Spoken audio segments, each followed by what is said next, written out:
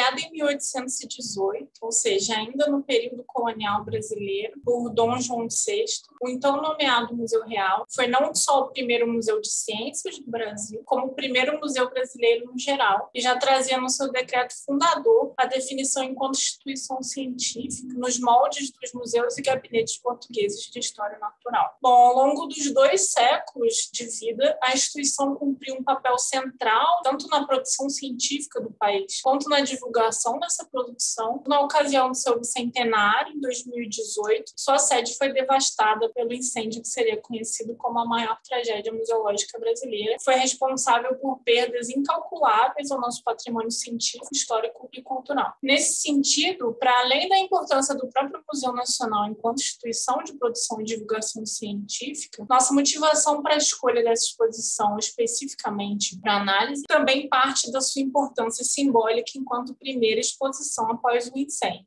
Falando um pouco da exposição, como a sede do Museu Nacional, Palácio em São Cristóvão, ainda se encontrava destruído, obviamente, em 2019, a exposição foi sediada, então, em outra instituição, o Centro Cultural Casa da Moeda do Brasil. Esse prédio, por coincidência, foi a primeira sede do Museu Nacional, ainda em 1818, então essa exposição marca também uma espécie de retorno ao lar do museu. Quando nem tudo era gelo, novas descobertas no continente antártico, foi uma exposição de paleontologia. Ela propunha apresentar ao público as mais recentes e interessantes descobertas paleontológicas provindas das temporadas de trabalho de campo do projeto Paleoantar entre os anos de 2015 e 2018. O projeto Paleoantar, ele é vinculado ao Programa Antártico Brasileiro, o PROANTAR, que foi criado em 1982 com o objetivo de promover pesquisas científicas brasileiras na região antártica. A exposição propunha a possibilidade do visitante compartilhar as experiências vividas pelos pesquisadores no acampamento na Antártica. Com esse objetivo, ela se dividia em 3 espaços. No hall de entrada, o visitante encontrava o texto introdutório sobre o Museu Nacional e um texto introdutório sobre a exposição especificamente. As outras 2 salas se dividiam, sendo a primeira delas a representação do continente antártico atual, ou seja, o continente congelado, e, por fim, a segunda sala tratava do continente no período Cretáceo, uma Antártica tropical de 90 milhões de anos atrás, apresentando sua fauna e flora através dessas descobertas paleontológicas feitas nas expedições do projeto Paleoantar. O objetivo do estudo foi compreender como uma exposição com um design de ambiente narrativo, ou seja, que apresenta objetos e espaços que contam uma história, pode facilitar o processo de aprendizagem e a construção de significados de temas relacionados à ciência. Para isso, analisamos as interações de famílias em visitas espontâneas à exposição Quando Nem Tudo Era Gelo, novas descobertas no continente antártico. Ao entrar no museu, as famílias foram convidadas a participar do estudo e registrar as suas interações durante a visita de forma livre e espontânea. Participaram do estudo 9 grupos de famílias, num total de 24 visitantes, e a gente limitou os grupos com até 5 participantes no máximo. Cada grupo tinha que ter pelo menos um adulto e uma criança de 6 a 12 anos. A gente analisou os registros audiovisuais baseado num protocolo que identifica tipos de conversa e interação, como, por exemplo, interações entre os visitantes, interação com os objetos, os artefatos da exposição, e também conversas sobre ciências, conversas sobre a própria exposição. A gente observou, entre as diferentes interações, que as famílias conversaram muito entre si a maior parte da visitação, enquanto estavam contemplando os objetos. A própria natureza da exposição, que tinha esse design mais contemplativo, não tanto interativo, se apresentou como um recurso importante